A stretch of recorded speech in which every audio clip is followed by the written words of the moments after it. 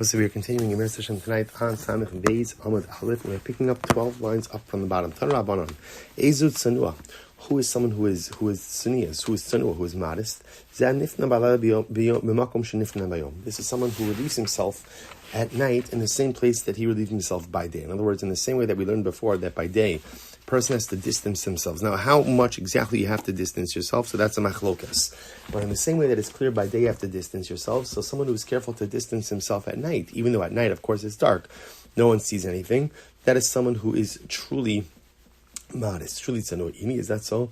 I but Rabbi Huda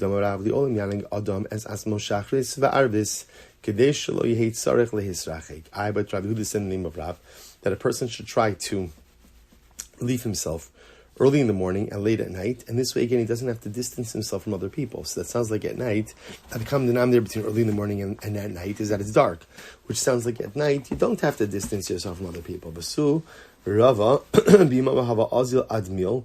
Rava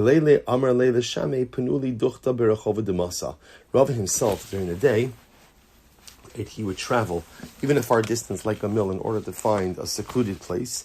But at night he would say to his attendant, he would say to his servant, find me a place in the street. So the idea is that, again, Rava was still careful to be modest even when relieving himself at night, but he wouldn't go to a far distance. So Rabbi Zera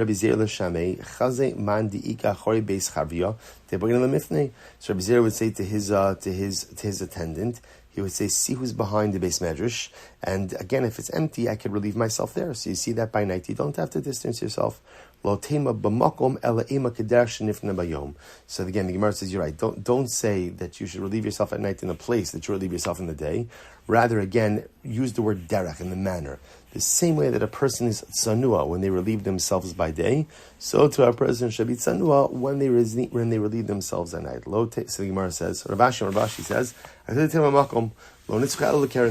truth is, you could even say it's talking about the place, right? That a person could go ahead. A person should ideally relieve himself at night in the same place that he relieves himself by day. And what is it referring to? It's referring to a corner. So remember again, a corner is an area that would normally be out of sight of other people. So that is a place that is appropriate by day as well as by night. Gufa.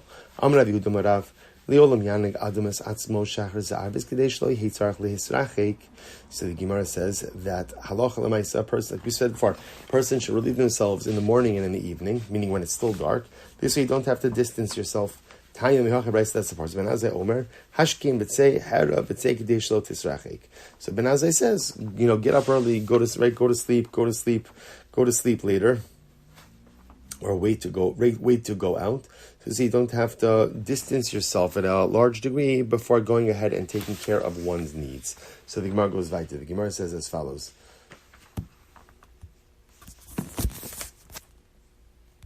I was sorry. So the Gemara says as follows: Memashmesh v'shev v'al teishev v'temashmesh shchal yoshev u'memashmesh afilu osin kshafim ba'aspam yaboin alov.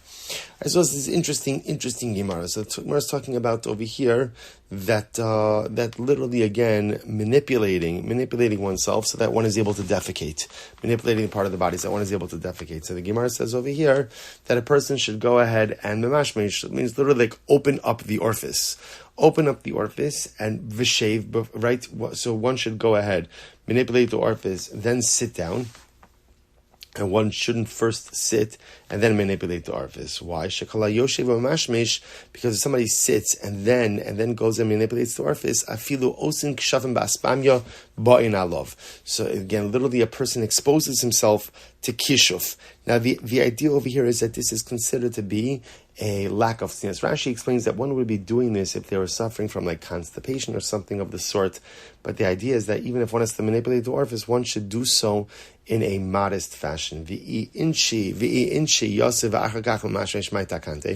what happens if somebody made a mistake and they sat down and then they manipulated the orifice?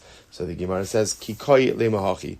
When he stands up, he should say the following: Loli, lohani, v'lo mehani, lo charshi de charasha, v'lo charshi de charashta. Okay, so apparently this statement, so it appears that acting in this unsanua fashion apparently exposes oneself or puts oneself in danger for shadim or for some type of sorcery. So recite this phrase and you will be safe.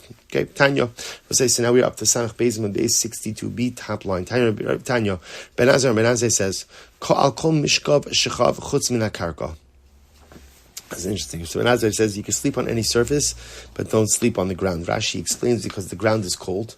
The ground is cold, and Rashi says, right. So the ground is cold, and one may become sick. Akomoshav shev chutz min hakora. Sit on anything you want, but not a beam. Now, the Rashi points out to Rishon Tipol because the beam is high, and you may fall off the beam and get hurt. Amr Shmuel, Shina. So when you ask yourself, okay, the shkoyach, like, why does the Gemara have to say this? So remember again, on the most basic level, what the Gemara is saying is like this: even though a person may be steeped in spirituality and holiness, a person still has to take the necessary steps in order to safeguard their health. So Amr Shmuel, Shina be'amud hashachar. Ki istama leparzela. What's this beautiful Gemara? So he says over here that sleeping during dawn is beneficial like steel to iron. Yitzia ba'amud hashachar ki istima leparzela. So literally going outside to relieve oneself is as beneficial as steel is to iron. So the idea over here, steel is obviously helpful for the refinement of iron, and so too again sleeping at dawn. Now, let's say everybody can relate to this. Sometimes if you can't fall asleep and then you fall, or you wake up, then you fall back asleep. Sometimes it's that last little bit of sleep before you wake up in the morning that is like so powerful and so intense. So the Gemara says, good. So too, taking care of one's needs first thing in the morning is also very beneficial. Bar Kafra hava mezabin mili b'dinari. So Bar Kafra had a very interesting practice. So his practice was that he would sell like sayings. He would have sayings or different ideas of different articulations of wisdom, and he would go ahead and sell it for money. So you'd pay him, and he'd give you like a mimer. He'd give you like a saying. Sa'ad de kanaft echol. This is when you're hungry, make sure to eat immediately. So which is interesting because the truth is Rashi points out over here that at a certain point maybe a person loses their appetite and food is no longer beneficial. It's also probably just on another basic level, which is at a point when a person becomes ravenous, they eat unhealthily, they eat everything, and the truth is they could end up getting sick. So instead of waiting until a person is ravenous, eat while you're hungry. Interesting. Okay. Ad ditzochis shasi, when you're thirsty, drink at once.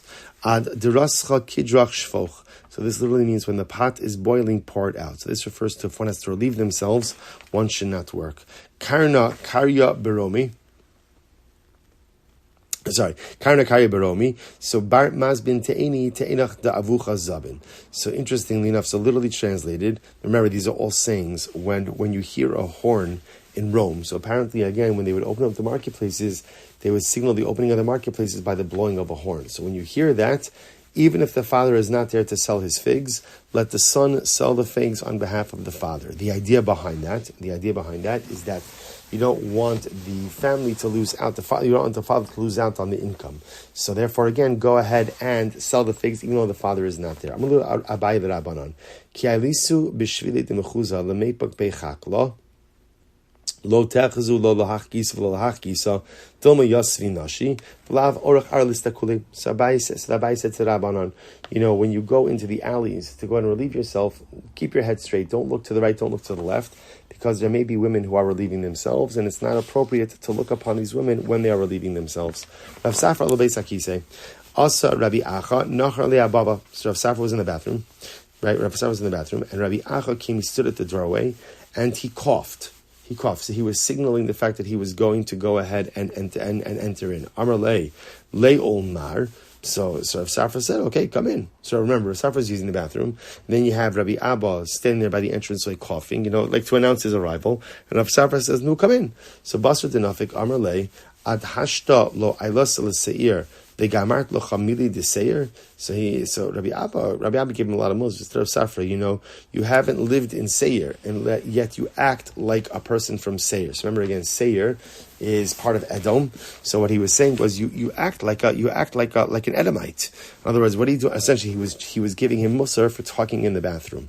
After all, didn't we learn Lav Hachi Tanan? Didn't we learn in the Mishnah Medura Haisa Sham Beis HaKisei Shel Kavod? So this is talking about in the Beis HaMikdash. In the Beis HaMikdash, this is in the Beis HaMokad, the fire chamber. So in the fire chamber in the Beis HaMikdash, there was a bathroom.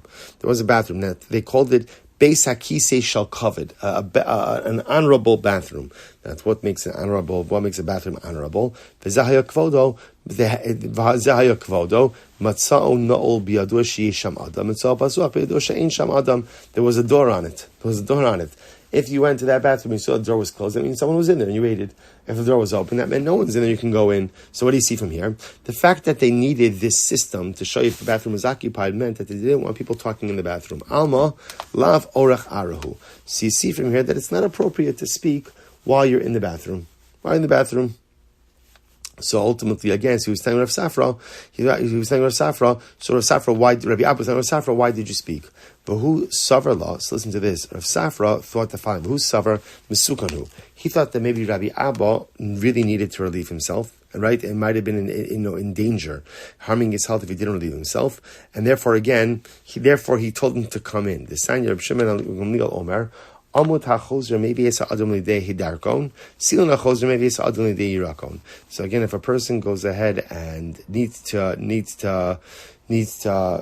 defecate and they don't do so, it could cause a person to get sick. A person needs to urinate and they don't do so, it could also go ahead and cause a person to get sick.